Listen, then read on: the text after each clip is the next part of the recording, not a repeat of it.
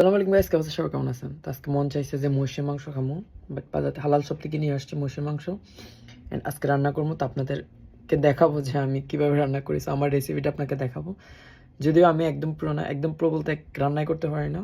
So আমার রেসিপিটা আমি আপনাদের সাথে শেয়ার করব।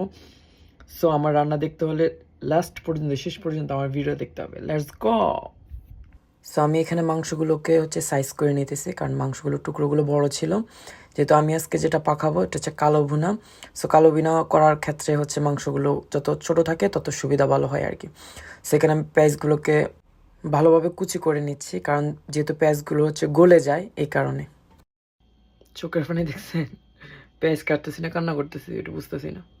সেখানে আবার ময় মশলা যা লাগে সব কিছু একসাথে দিয়ে দিব, দিয়ে বসাই দেবো। যে আমি ফার্স্ট পেঁয়াজ দিয়ে দিলাম, দেন পেঁয়াজ যা ছিল সব, যেগুলো কুচি কুচি করছি সবগুলোই দিয়ে দিছি আর কি।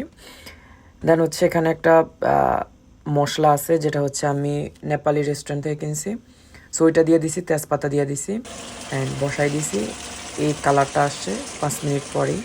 সো আমার ফার্স্ট রান্না করার পরে এরকম হয়েছে। দেন আমি আবার পেঁয়াজ কাটছি, কেটে তেল দিয়া পরে পেঁয়াজগুলোকে ভাজি করে এই সেম মাংস আবার দিয়ে দিছি, অ্যান্ড হয়ে গেছে রেসিপি।